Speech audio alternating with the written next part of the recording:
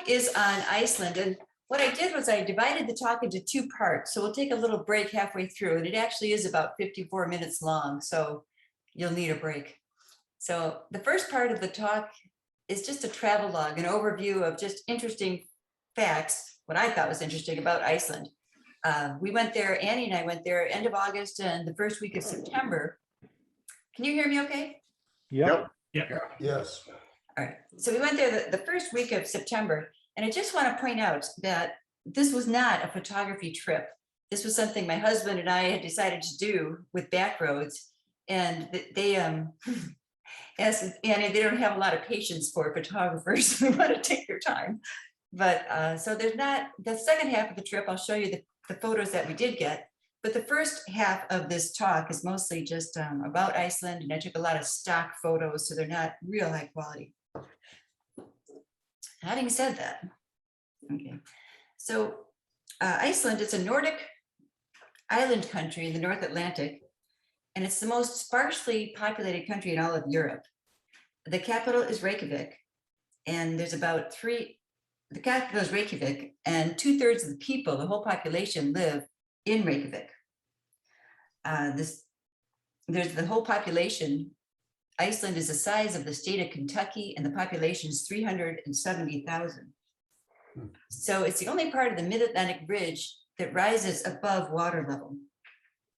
And there's this, the Mid-Atlantic ridge is this ridge, as you can see on the right. It's like a ridge that goes right through the center of Iceland, and it's two tectonic plates, the Eurasian plate and the North American plate, that are trying to spread apart from each other. I'm going to move your pictures. Okay, so the Eurasian plate's going east and the North American plate is going west. The interior of Iceland is it's just a vast, uninhabitable area. It's just a lot of sand and lava fields and mountains and glaciers and rivers, but no habitation there. So everybody lives on the edges of the island. The country is warmed by the Gulf Stream, and it has a temperate climate. It's warmer than you'd expect, warmer than certainly I expected. Settlement of Iceland. All right.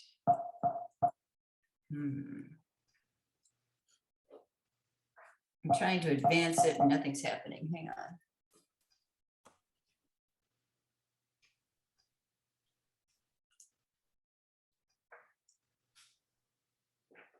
Hope I don't have to keep doing that. Okay. Settlement of Iceland occurred first in 874. This Norwegian chieftain named Ingolf Erlendsson became the first settler of the New World. In the following years, first the Norwegians settled, then some Scandinavians, and they brought people of Gaelic origin. So those were the first settlers of Iceland. It was an independent commonwealth until it acceded to Norway. So it became a distant semi-colonial territory of Norway for a short time in the 13th century, but it again became independent in 1918. So it has the longest and oldest running parliament of anywhere in the world. So until the 20th century, Iceland depended on two things: fishing and sheep raising. And that's how they got their sustenance. But in 2001, the government of Iceland loosened the financial laws. So they allowed privatization of the banking sectors. So all these sheep herders and fishermen decided to become bankers or own banks. So the fishermen quit their jobs and they were owning banks. And it really, at first, it went really, really well. Everyone, it seemed like a lot of the population got very rich very fast. Everyone had new homes, new cars, and big vacations. Iceland at that time boasted one of the highest GDPs in the world. So all these wealthy bankers were investing in the international market. And on the other hand, Iceland was seen as a safe and secure place to invest in because never had they ever defaulted on a loan. So money was pouring in and investors were investing in all kinds of things. Prices soared, the stock market rose about 900% between 2002 and 2008. So everything was going great. By 2007, Iceland had borrowed about 6 times their GDP. And guess what they invested in? US mortgage-backed securities. Ooh. Yeah. So when Lehman Brothers collapsed in September of 2008, everything unraveled overnight. The government had to again take back all the banks, and all the countries raced to remove their money from all of Iceland's banks. Britain froze the assets in Iceland's British banks, and by 2008, inflation had spiked, unemployment rose about 7 times, the krona was worthless, the banks had to default on 64 billion euros worth of debt. So in 2009, a whole new government was put into place. The banks were nationalized, and there were all kinds of new taxes on both the banks and on wealthy individuals. And many of the loans were just forgiven, mostly to protect the vulnerable people in the population. So after that, oh, those are all the wealthy bankers. After that, the economy returned to its roots. So it capitalizes on its natural resources. They've gone back to that. So today, fishing and exporting fish counts for about 40% of the island exports. Hey, is Jeff here today? He's in. No. Oh, shoot. Okay. So that accounts for about 40% of the island exports. That, and now they've had growth of geothermal energy, aluminum exports, and now especially tourism. So their economic growth has recovered really nicely. In an island with a population of 370,000, they get about 2 million tourists per year. So right now, they rank really high in economic, democratic, and social stability. They rank 3rd in median wealth per adult. In 2020, it was ranked as the 4th most developed country in the world, and it ranks number one on the Global Peace Index. Geology. The geology of Iceland it comes down to volcanoes and icebergs. The island is geologically active with many volcanoes. And the volcanoes are due to that plate, that mid-Atlantic ridge that runs through the country. The magma, that ridge opens up the earth, and it allows the magma to be right under the crust. So currently along this mid-Atlantic ridge, there's 200 active volcanoes. They're not 200 erupting, but they're 200 active volcanoes that could erupt. So they're all along that ridge. And Iceland itself was created by an erupting volcano right on the ridge. So in a country the size of Kentucky, 1/3 of all the lava that's erupted on the earth in the last 500 years has erupted in Iceland. So Iceland is a story of a lot of volcanoes. There's 3 more well-known volcanoes. The first, in the last 120 years, these are the more well-known volcanoes. The first one, on June 8th in 1783, suddenly a 25-mile fissure just opened up across the landscape, and it exposed 130 craters, and it spilled enough lava over the land to cover 300 square miles. That was called the Laki eruption. But more devastating than all the molten rock and the lava were the gases that were released with that. There was sulfur dioxide and hydrogen fluoride gas that got released into the atmosphere. So it caused worldwide changes. It was a drop in global temperatures, crop failures in Europe, droughts in India, and we had one of the coldest winters ever in the United States. It killed 25% of the people who lived on Iceland and 80% of the domestic animals. So that was probably their worst volcano ever. A more recent eruption was Eyjafjallajökull in 2010. Although by Icelandic standards, this was considered more minor, this eruption caused an explosion of ash that went up to 35,000 feet. And then the winds shifted and all that ash went south, and it disrupted the European air travel for weeks and stranded 10 million people. You might remember that one. And now this volcano now, Fagradalsfjall, is the one that's going on right now. There's a lot of volcanic activity occurring in the Reykjanes Peninsula near Reykjavik. And it's been inactive for 800 years, and all of a sudden it's become active. The Fagradalsfjall volcano erupted on March 19th of this year, and it's still erupting. And it's predicted that this volcano might mark the start of decades of continuous volcanic activity. So the other part of the Icelandic geology are their glaciers. glaciers cover about 11% of the country. Vatnajökull is in the southeast of Iceland, and that's larger than all the other glaciers in Europe combined. This Vatnajökull covers 3,100 square miles and has an average depth of 1,250 feet. That one glacier by itself is larger than Rhode Island. It is about the size of Rhode Island. So a lot of these volcanoes that are under that ridge, some of them are under glaciers.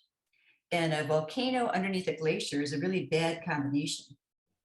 When that 2,000 degree magma rises and contacts the frozen water of the glacier, you have a near instantaneous evaporation of the glacier into steam, and that results in an explosion of steam and water and ash and rock that just flies up under huge amounts of pressure. Then you get torrents of meltwater and mud. So this, in 2010, that was the type of earthquake that Eyjafjallajökull had, where it disrupted the airline industry and all the tourists. St. Helens was the same type of, Mount St. Helen in 1980. That was a similar type of volcanic eruption under glacier. That's why there was so much ash that came off of Mount St. Helen. Okay, just for your information, you see at the end of those glaciers all end in Jökull, and Jökull means glacier. And you see that you have a big glacier like Vatnajökull, and every time that there's an arm that goes toward the water, they give it another name, a different name. Even though it's part of Vatnajökull, they'll give it another name, but they always end it in Jökull. All right. The climate I mentioned, they have higher annual temperatures than most places that are at a similar latitude. The winters, it's only about 20 to 30 degrees Fahrenheit in the winters, but there's a lot of snow and a lot of wind. And the summers, it's about 40 or 50. And when Annie and I were there, I think it was in mostly about the mid 50s. Huh? It snows more in the north versus the south. And the south is warmer, wetter, and windier. And we were mostly along the south. Plants. When Iceland was first settled, it was extensively forested. There were forests over the whole island. But human development disrupted the thin volcanic soil. So at first, the forests were all heavily exploited by centuries for firewood and timber and building. And then deforestation, climate change, and overgrazing caused the loss of all the critical topsoil. So they couldn't grow these trees back. Once the trees were forested and destroyed, there's no trees. And even today, Iceland is really remarkable for having no trees. So they're trying very hard to try to work on the soil and try to get some trees growing, especially birch trees in Iceland. But for the most part, it's very windy and it's very, very open. And you notice the lack of trees. Animals. The only native land mammal when the humans arrived on Iceland were the Arctic fox. That was the only animal that lived there.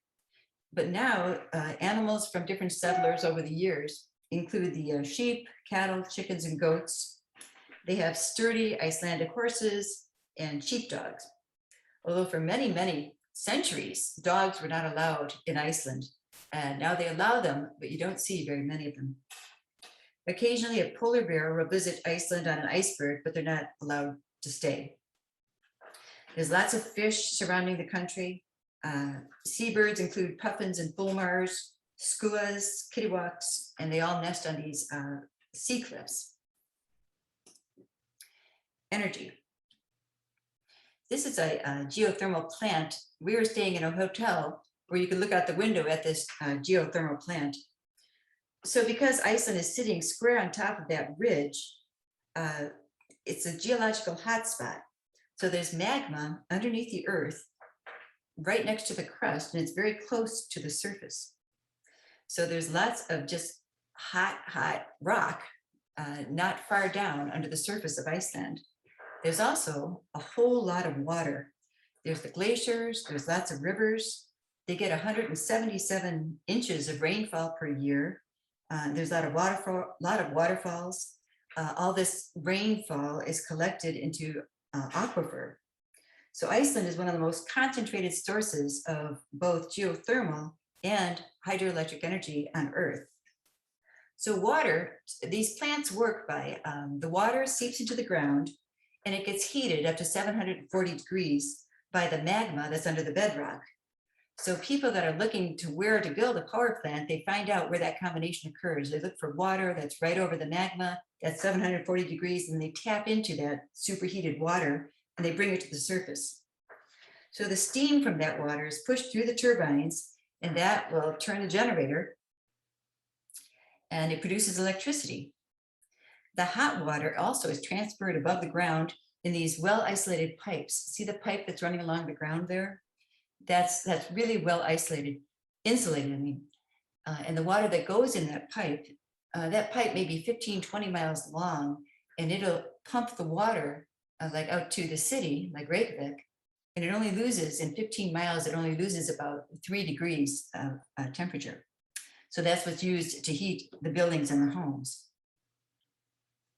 So all this widespread availability of the geothermal power and the harnessing of all these rivers and waterfalls for hydroelectricity means that all residents have access to inexpensive water, heat, and electricity. So 90% of households use radiant heat from hot water, and 100% of the households have electricity from renewable geothermal water sources. And then in Reykjavik, the wastewater from heating the homes is transferred to pipes that gets transferred under the sidewalks and the streets of the city to help melt the ice and the snow in the wintertime. Hot water is also used to heat up the greenhouses. For hundreds of years, Icelanders have been able to grow vegetables and bananas and oranges and coffee and figs in these greenhouses. And they light the greenhouses up for artificial sunlight in the winter when there is no sun. Okay. So overall, the country only taps into about 17% of the available geothermal or hydroelectric energy. So there's 83% that just sits there remaining unused because Iceland's using as much as they can. So they haven't yet started shipping their electricity offshore. And other countries have been looking at Iceland thinking we should go there for cheap energy. And they are. So there's the biggest industries that come to Iceland are the aluminum smelting. There's 3 aluminum smelting plants that have come to Iceland. One of them is an American company that was built in 2008. But it's controversial because Iceland created a hydropower station for this plant. But in doing so, they built 5 really large dams. They created 3 reservoirs and had to flood 3 valleys. So they really did change the landscape near where their plant is.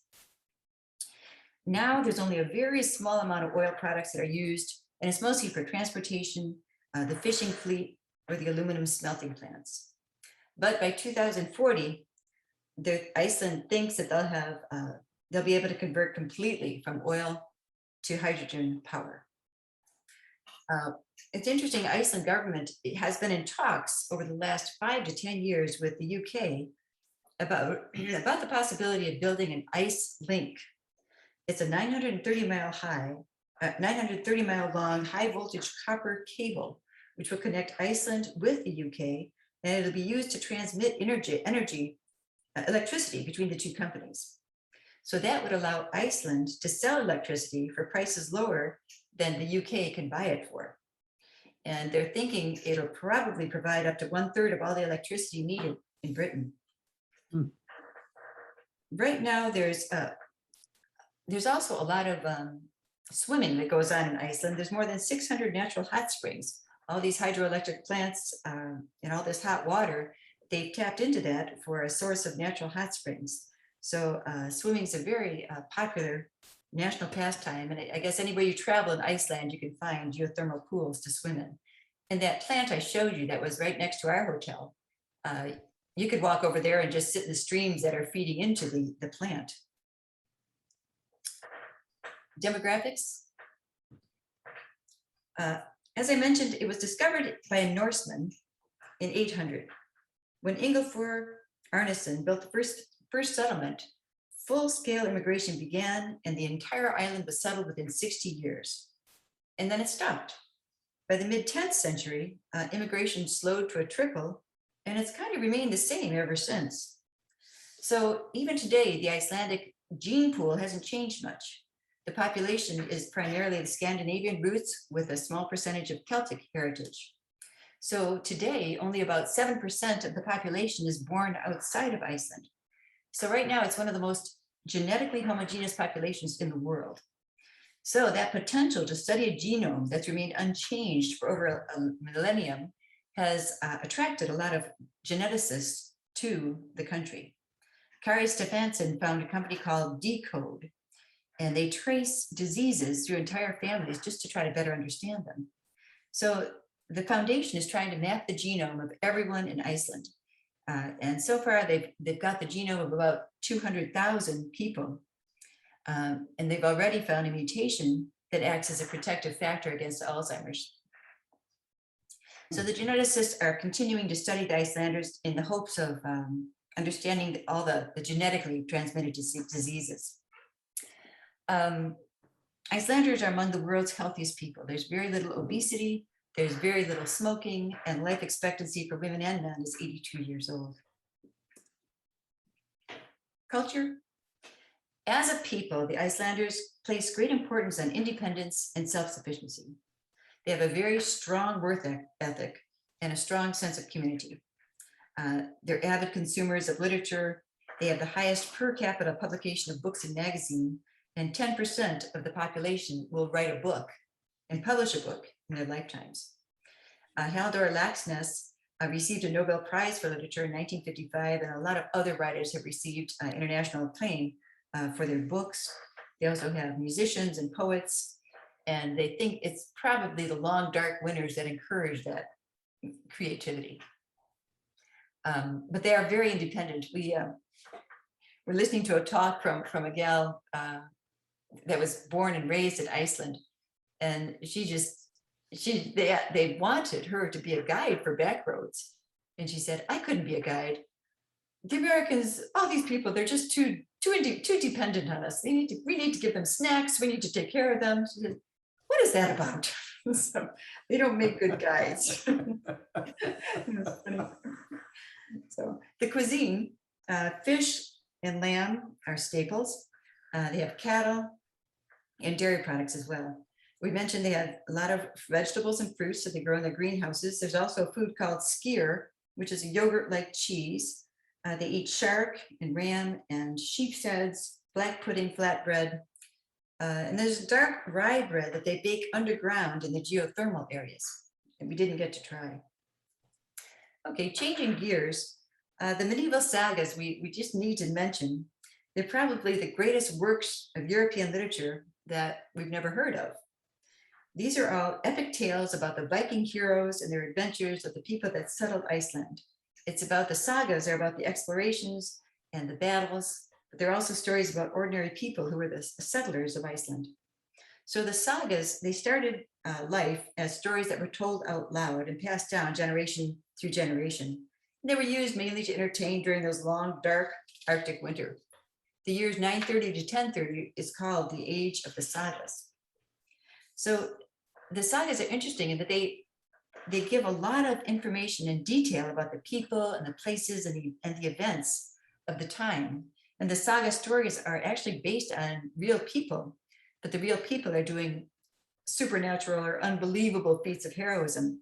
So these are the stories that inspired J.R.R. Tolkien when he wrote the Lord of the Rings trilogy. But the sagas weren't written down until the 13th century. There were some wealthy farmers who thought they really needed to get these stories written down. So they commissioned 2 scribes, and it took them 2 years to write out the 40 stories on vellum pages that were made from the skin of 100 calves. So it's amazing. These stories were finally written down in the 1200s. And people from Iceland can pick up the book and read the sagas today with not a speck of trouble, because their language hasn't changed. Their language came from Norway, but if you try to take one of these saga books over to Norway, they wouldn't be able to make heads or tails of it, because the original language from Norway has changed and evolved that much. but in Iceland, it's still pretty much the same language they have had for centuries.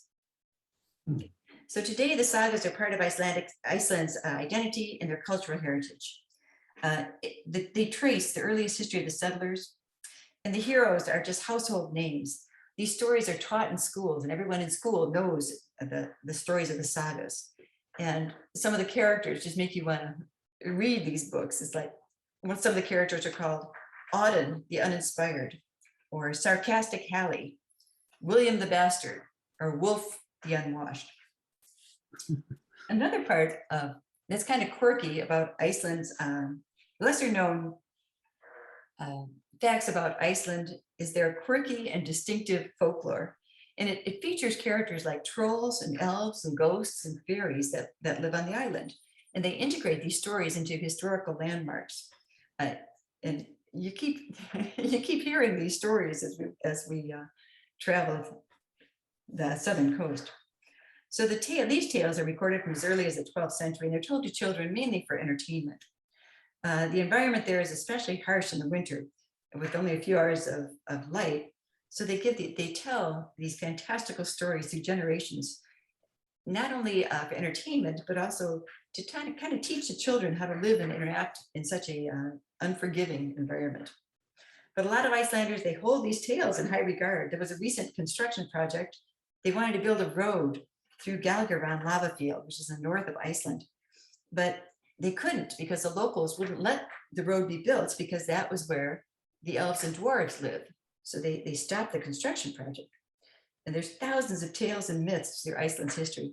And it was interesting because Annie and I were looking for a thimble. We went to all these little novelty stores looking for a thimble because my friend collects thimbles. And in these little shops, they sell fairies and elves and trolls. It was very, very common. I had to look it up later to see what is that about. And that's what it is. They live in the center of the island where no one else lives. So one of the stories is based outside of a tiny town in Vik. There's a famous black pebble beach there that we went to. It's called Venishvara. And in the waters of the North Atlantic off the coast, there's these towering basalt columns. They're over 200 feet tall and they're pretty impressive. And then there's an arch also out there. But according to their folklore, these pillars used to be trolls. And the trolls attacked a three-masted ship and they were trying to drag it to shore for plunder. But they were too slow and the sun came up and daylight came. And everyone knows that trolls can't be out in daylight. So they got turned into these basalt columns. And they say if you listen really hard, you can hear the trolls crying and screaming and wailing and moaning because they want to go back to their mountain homes. One other tale is in the north coast of Iceland. There's a lot of huge rock lava formations up there. They look like castles. So in this small town called Dimmaborgir, they have this mythological tale. The dark castles belong to Grilla, who's a famous homicidal half troll, half ogre. And she's got 13 children who are Yule lads of mischief. And these are renditions of Santa Claus. So in the 13 days leading to Christmas, the kids will leave their shoes outside to receive gifts if they're well behaved, or they get rotten potatoes if they're not. But Grilla owns this black cat who only eats once a year. And the cat waits until the children all unwrap their Christmas presents on Christmas morning. And then if the child didn't receive a piece of clothing as a gift, the cat eats them. And this is a myth. This is a story that's told to these children year after year. And finally in 1746, so many children were so afraid of being eaten that the government had to put an edict to stop using the myth as a scare tactic. So all right. So we're gonna take a little break here. That's just the history, a little bit of the history of Iceland. Now we're gonna take a break before I tell you about the second half's a little shorter than the first. But are there any questions about anything? It's interesting you talked about the medieval sagas. I'm, as most people know, from another island in the North Atlantic, Newfoundland. It was settled by the Vikings as well in the and the medieval sagas we actually were taught in school. Really? When I was growing up, yeah. Oh my gosh, that's great. I had never heard of them, but yeah. Well, Newfoundland has a Viking history as well, right? So the Norsemen, I guess. Yeah, they are very proud. The Icelanders, they kept saying, "What do you mean? We're tough. We're Viking." They say that. Did you hear them say that, Annie? All right. Yes, yes. Yes. yes, yes. So Gail, did you guys try and catch the northern lights? Because you were pretty close to the time. Not close enough. I was out 2 nights ago taking pictures of them. It's on my bucket list. I really would love to see it, but no, I think the conditions, one night, the conditions were really, really good.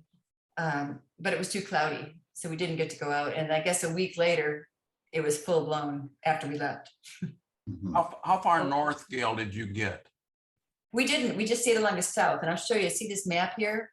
Yeah, That little dotted line, that's all we did. so you don't know how the geography changes from south to north, other than pictures you may have seen?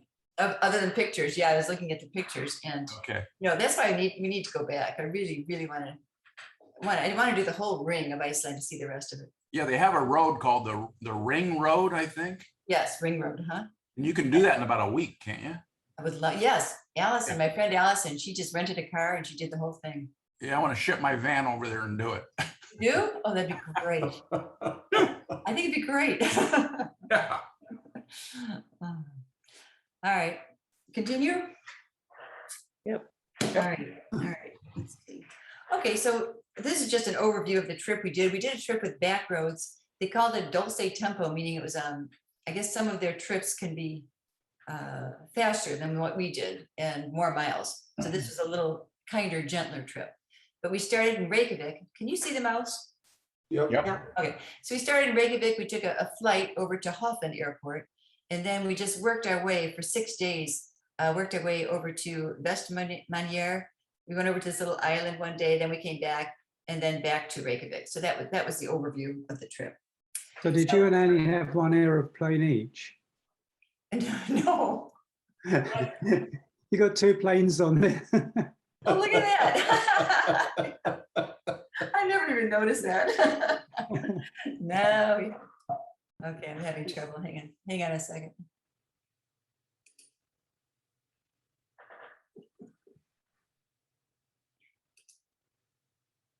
Okay, so the trip started on a Sunday, but Annie and I got there on a Friday, 2 days ahead of time. So the first day we recovered and waited for our luggage to arrive, which we were both on different airplanes, different cities, but neither of us got our luggage till Friday, but it worked out well. So we walked around Reykjavik a little bit, and Reykjavik is the capital and the largest city of Iceland. It's located at 64 degrees north latitude. It's the northernmost capital in the world. It was founded in 1785. It's a trading town and it's on the water. And now it's a national center of commerce. It is the cleanest, greenest, and safest city in the world. It's a port town and has an active fishing harbor. So it's colorful, it's clean, it's beautiful. It's really a beautiful city. Hallgrímskirkja, one of the best known landmarks that was visible throughout the city, is called Hallgrímskirkja, which is a Lutheran church. It's located on a hilltop near the center of Reykjavik. So you can use it as a landmark as you're making your way around the city. It was commissioned in 1937, and it was built to try to resemble the rocks, the mountains, and the glaciers of the Iceland landscape. It took them 41 years to build it. Between 1945 and 1986, we went inside. It has a pipe organ, and they have an observation tower that you can pay to go up in, but we didn't. Another landmark is the Harpa Concert Hall, which opened in 2011. This building features distinctive colored glass facade. It was constructed in 2007, construction started, and then it all halted when the financial crisis hit. This is supposed to be a huge complex with a concert hall and lots of hotels and restaurants, but it never got finished. This is only the Opera Hall got finished, and that was the only building that went on in 2008. And the only reason it got done was the government took over the building. It houses the Iceland Symphony Orchestra and the opera. And in the water next to Harpa is this sculpture called The Musician from 1970. It was made by an Icelandic sculptor, and it's modeled on a Danish cellist.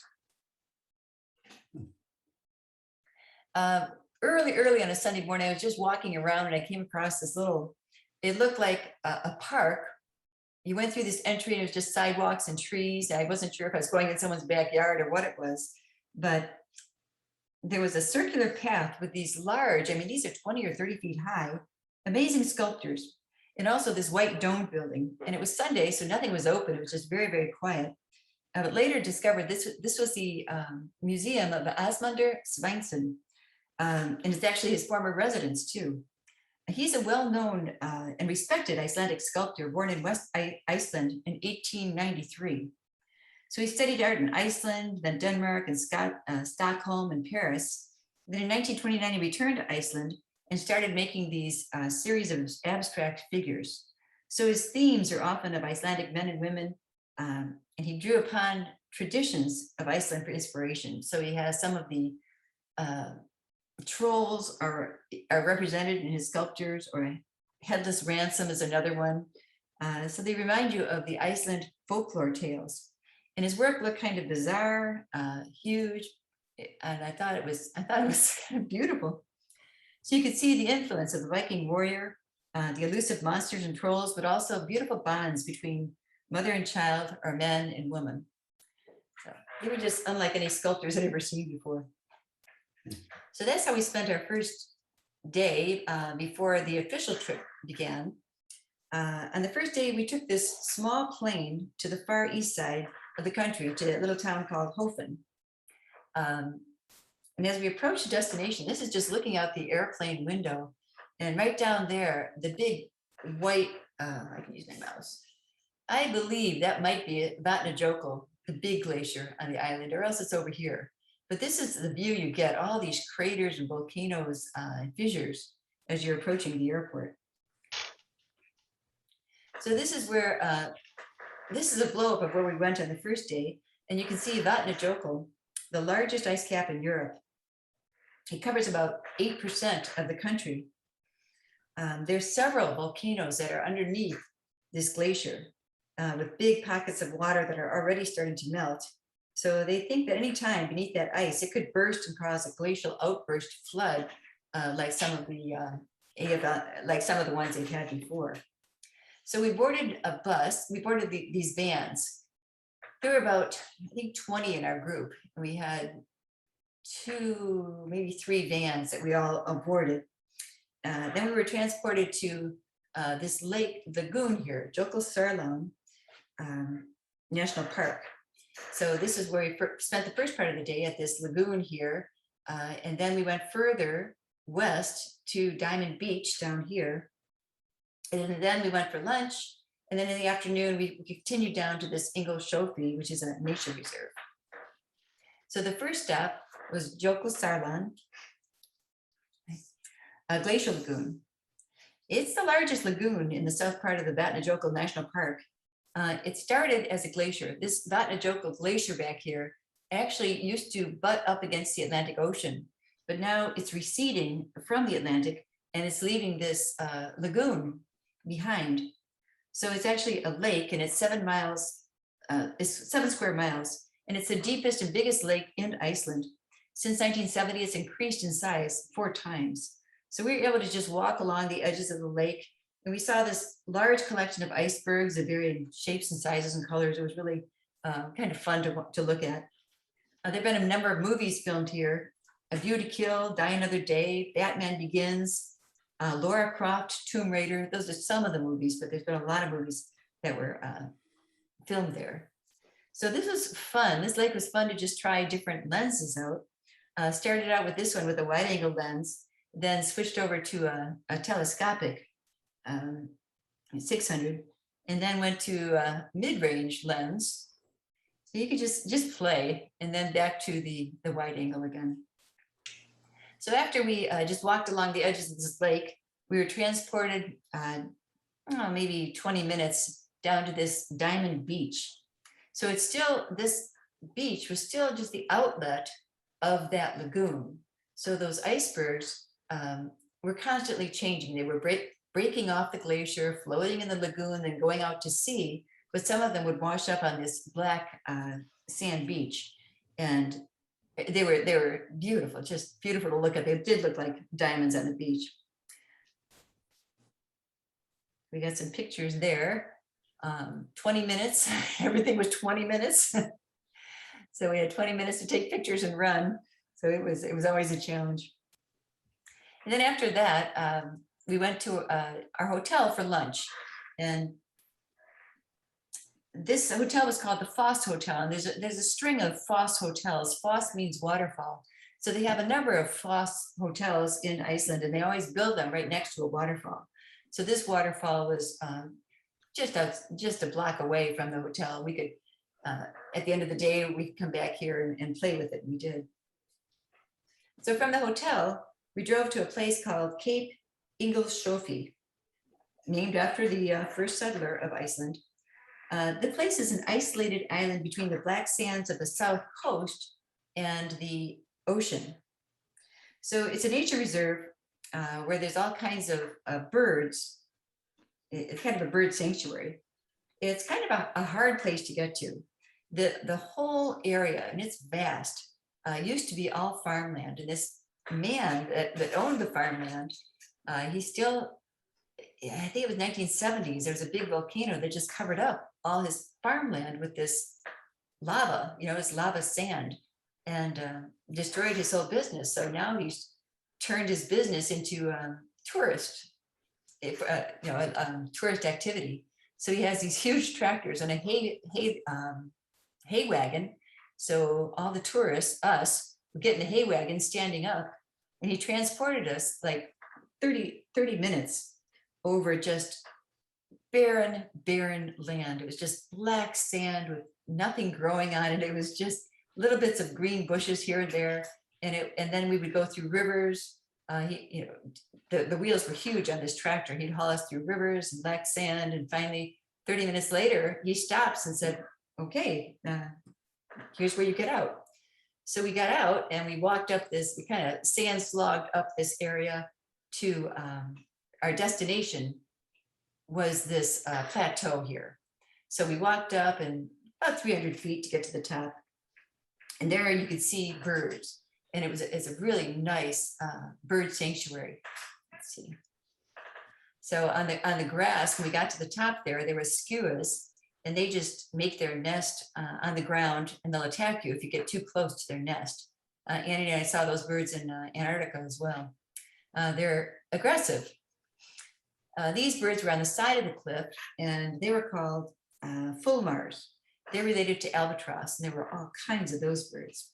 But the reason we really went there, everyone was really wanting to see puffins, and unfortunately, we just missed the puffin breeding season. They were all back out in the ocean. So we turned around, came back down from that plateau area, then hiked back to our hay truck, and he took us back to the vans. And that was day one. Oh, yeah, this is just, he took this farmer who was giving us a talk as we were there. He said once he had a NASA astronaut there, and the astronaut had just said that this land looked more like the moon than any place on Earth. He just thought this is what the moonscape looked like. Okay, so day two, we're further along the south coast. We went to Skaptatal National Park for some hiking, and then that's a Skaptatal. And then we also saw this Svartifoss waterfall. And then in the afternoon, we went over to Falsterland for some zodiac riding in another lagoon. So Skaptatal, sorry, it's a nature reserve. Again, it used to be major farms, but with all this volcanic eruption, the hay fields were covered with ash and sand. So now it's a big hiking area. The landscape of the park was formed by all these volcanic eruptions and glaciers, and rivers, and that's what you hike through. So it's a popular park for hikers today. It's known for its agreeable climate and sunnier days than most of the area. And this waterfall called Svartifoss, it's 60 feet high, and it's backed by all this black basalt. The large church in Reykjavik, this is one of the waterfalls that they modeled it after. They were trying to recreate that basalt column look. So even though farming was abandoned in the 1980s, the National Museum set up some of these little farmhouses just to preserve them and show the tourists how the farmers used to live. So you could walk into these little restored farmhouses, and you can see half the house was for the animals and the other half of the house was for living. But the warmth from the animals, when they were farming it, the warmth from the animals was what heated up the house. So You this, said that farming was banned? it wasn't banned. It was just the farmland got destroyed by lava. They just couldn't do it anymore. And it seems to be a common story there. You know, all this farmland, just they have a volcano and everything gets covered. So it's unusable. So this little these buildings were called area called Cell. And while we were there, this Icelandic horse just came up just right up to the fence and just friendly as you could be. And Icelandic horses are very unique to Iceland. They were first brought over by the Vikings, and they're smaller horses. They're about 14 to 15 hands high. They're sturdy, they're friendly, they're kind, they're curious, they're long-lived, and they're hardy. There's all kinds of things written about these horses. They're famous for having a unique gait that you can't find in any other horse in the world. Besides being able to walk and trot and canter and gallop, these horses have a tolt gait, T-O-L-T. And it's a gait that's a little faster than the canter. And the right legs go together and the left legs go together, and it's very smooth and it's very fast. And the horses had to develop this gait because the landscape is so rough, and it just helps them manage the landscape. And then some of the special horses, if they're trained properly, they also have a sixth gait, which is called the flying pace gait. And most of the time, all 4 feet are off the ground. So these animals are very sure-footed. They're able to cross rough terrain, and they're very sought after horses around the world because they're so healthy and because their disposition is so good. But once these horses are sold, they're never allowed to come back to Iceland. And no other type of horse is allowed into Iceland because they're really trying to keep their breed pure and disease-free. 80% of people in Iceland own horses. Not and just for use, they use them. Okay, so we did that loop. We were able to see the waterfall and the little farmhouses in a 4-mile loop. And after that, we were given, oh, here's some more. These are stock pictures of some of the horses. We never did stop to a horse ranch, but it would have been great because these horses were just beautiful. We tried to find them, but we went hiking one night after a full day of activity. Annie and I set out to find horses, and we thought we saw them, but we walked forever. But when we got close, they turned out to be cows, so we never did find them. Anyway, so at the end of our hike, we went back to the parking lot and we're sitting in the back of the car, and I just looked up, and this is a view you get just from the parking lot. It's really spectacular, and that's the Vatnajökull part of the glacier. Okay, so that afternoon we did a Zodiac boat ride. So from Skaftatel, we went to this Farsalon Glacier Lagoon for boating. So it was, what's interesting about this is with the Zodiacs, you can ride right up to the edge of the glacier, which you couldn't do at the other lagoon. And you get the large icebergs are breaking off. And while we were floating around there in the Zodiacs, we saw 2 icebergs calve right off the glacier. So we witnessed 2 calvings, and we saw some seals sunning. And this is a family-owned marina at the lagoon. They have a restaurant, a small shop, and they do these boat tours. So we had lunch, then they fitted us with these Arctic type of jackets and life preservers, and then about 10 people per boat. And we did about an hour and a half tour of the lagoon. You can't get too close to the icebergs because these icebergs don't look very big, but only 10 to 20% of the iceberg is visible above the water, and 80 to 90% of the iceberg is below the water. So if you get too close to that iceberg, they're very unsteady and they tip easily, and it causes a big wave, and they can easily capsize a Zodiac. So they didn't get too close to them. This is on the right, this big chunk of blue ice just fell off the glacier. That's the one we saw fall off, and it was really big before it hit the water. More icebergs. All right, day 3. This day we were off to a glacier hike. Falljokul means falling glacier. So this area was famous for its steep flowing ice falls, dramatic mountains. So we were taken first to an outfitter, and they fitted us for crampons, harness, helmet, and an ice axe. And that made you nervous. What are we going to do with an ice axe, really? So he said, just use it for a cane. I'm sorry. Oops. All right. Anyway, so once we were outfitted, they took us to the base of the glacier. We crossed a suspension bridge. We walked about a half mile, and then we all sat down and put our crampons on and headed up. On the glacier, we saw one of Iceland's most delicate natural phenomenon. These green balls are called glacier mice. Inside each little fuzzy green ball of moss, there's a stone that waited patiently for 20 years on each side for the moss to grow.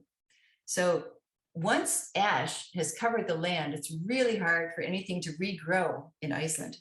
So for Icelanders, the moss represents rebirth, growth, hope. They love the moss because it means things are coming back again.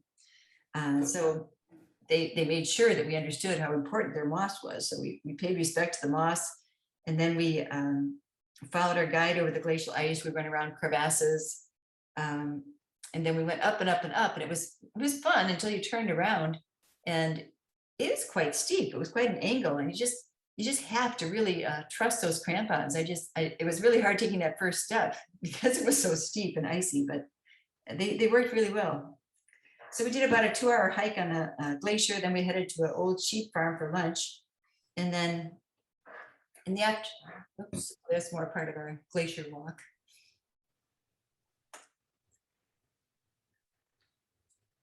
So in the afternoon, we headed over to this Renish Verki, which is right near Vik. And from there, we went over to Skogafoss, which is a very famous waterfall. And that was the end of that day. And then the day after that, day 4, we went over to this island here. So in Renish Verfi, there's a black beach, and they have all these cliffs and lots of birds. So this is an area that's famous for lots of episodes of Games of Thrones were filmed here. And it's home to thousands of seabirds. There's puffins and fulmars and guillemots. So these large basalt columns right off the coast are what I showed you before, are the trolls that didn't get in quick enough.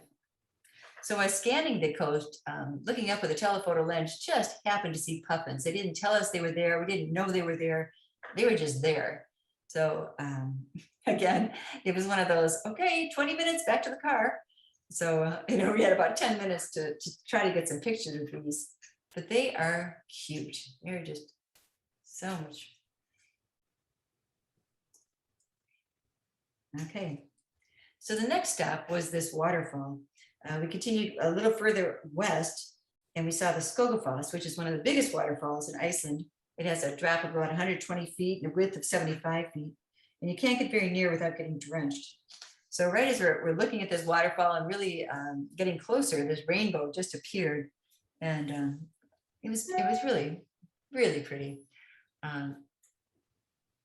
So at the end of that day, we headed to the Hotel Ranga. The hotel was located like a really remote area, just surrounded by nothing except supposedly horse farms and cow ranches. So it's constructed of wood, and all the wood was imported from Canada because there is no wood in Iceland. So the rooms and ceilings were wood. It felt like a staying in a log cabin. There was an outdoor hot tub. There was a river that went behind this hotel. And after dinner, we were treated to music and a talk by this young Icelandic, very pregnant woman. She's the one that told us what it was like to grow up in Iceland, how tough they are, and why she couldn't be a guide for backroads.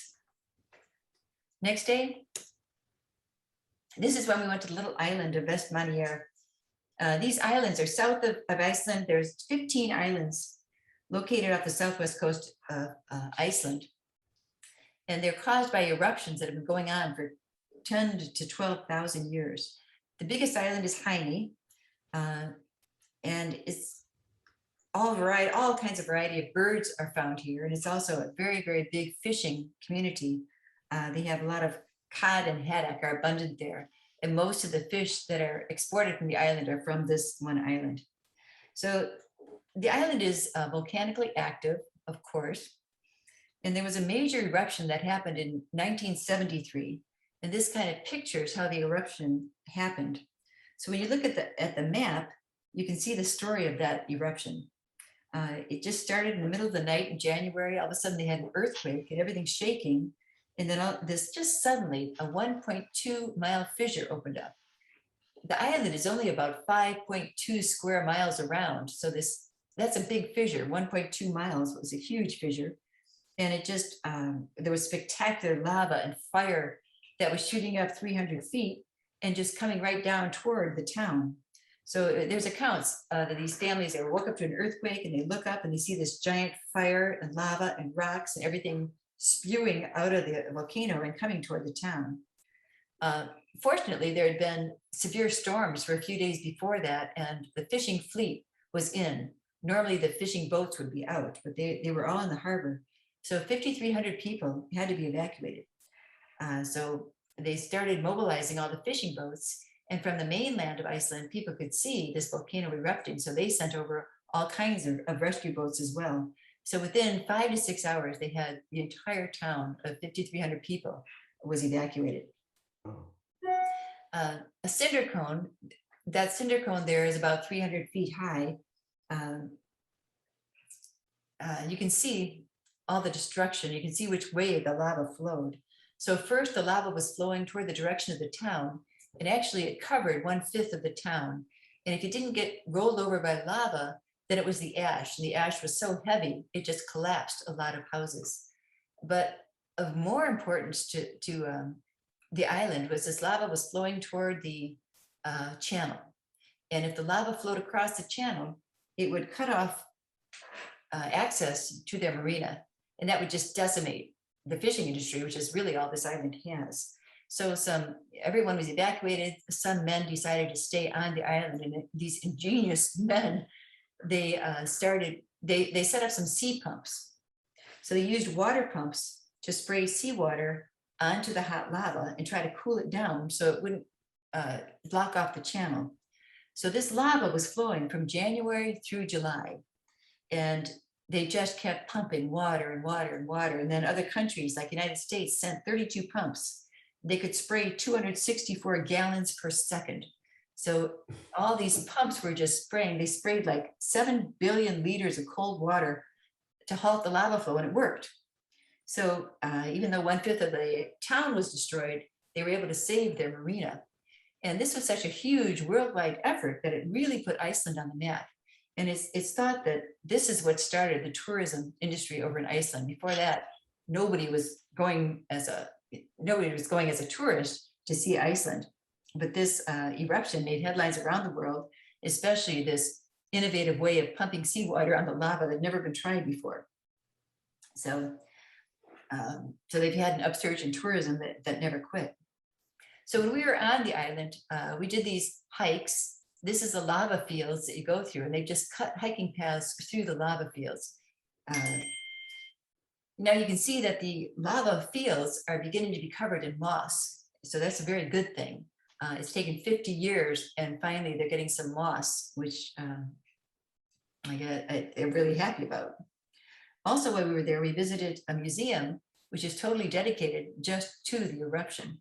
So this is a house that they moved that just got covered in ash. So they moved it to the museum so you can just see what had happened to the house. And there were all kinds of displays in this museum, but this picture, I just thought said it all. This is somebody that's being evacuated back toward Iceland. He looks back and there's the church with this big fire eruption behind it.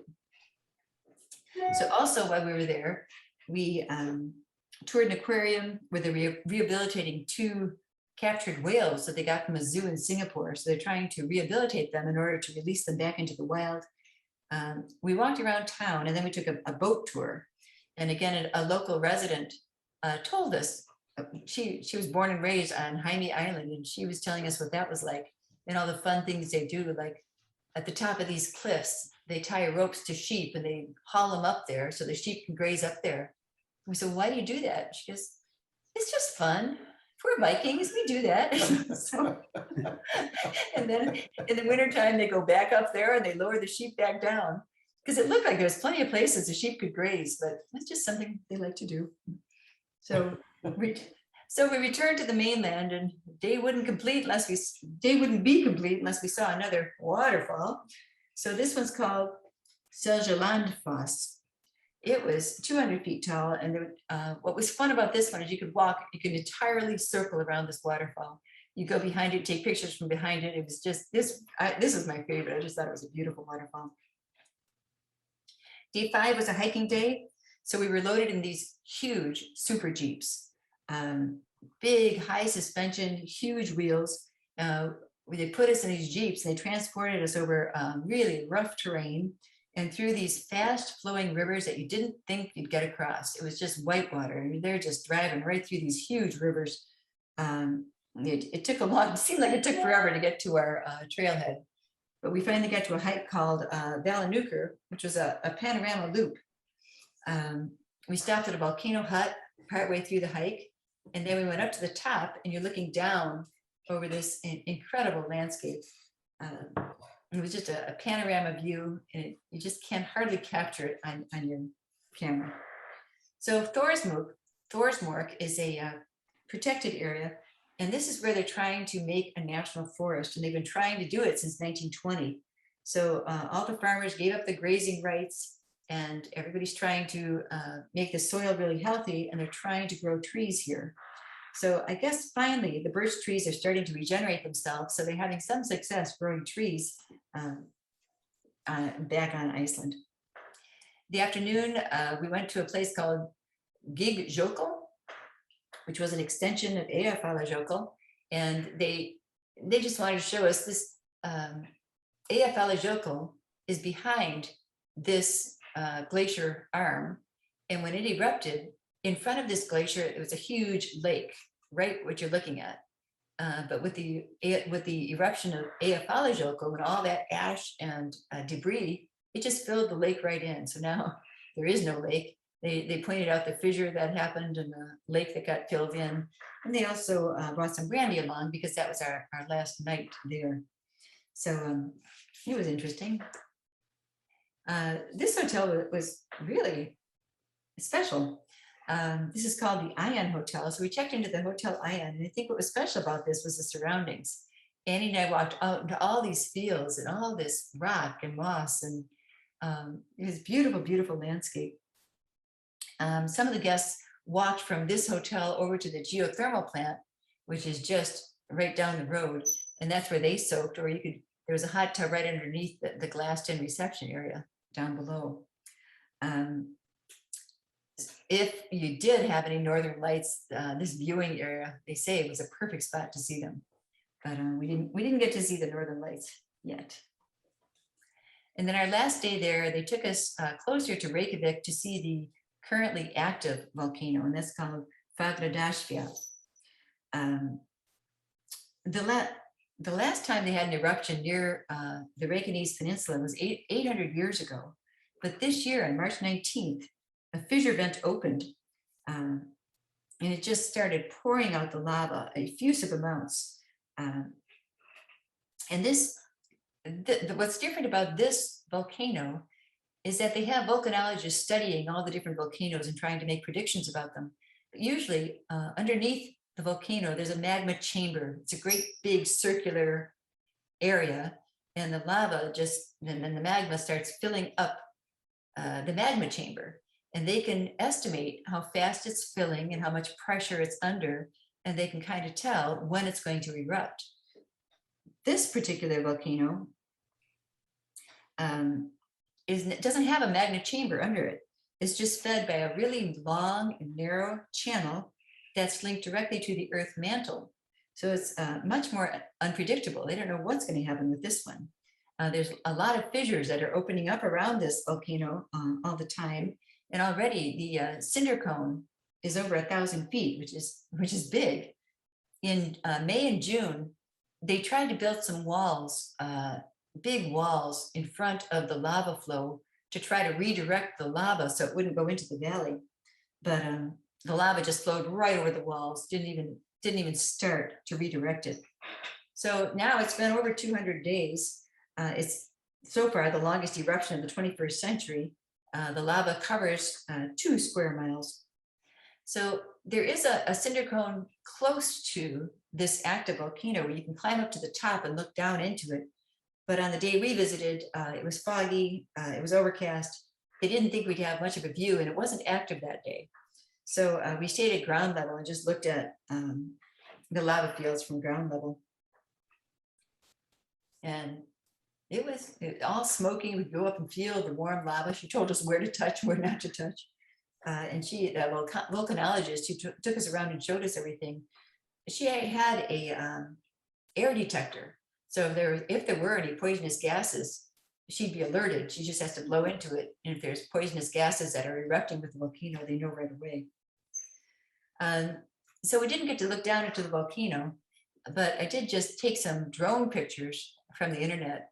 And this is what it looks like, this hot flowing lava of this particular volcano, and that's the crater there. So after, that was our last day, and after looking at the volcano site, we were taken back to Reykjavik, and everyone scrambled around to get their last COVID test and confirm their flights.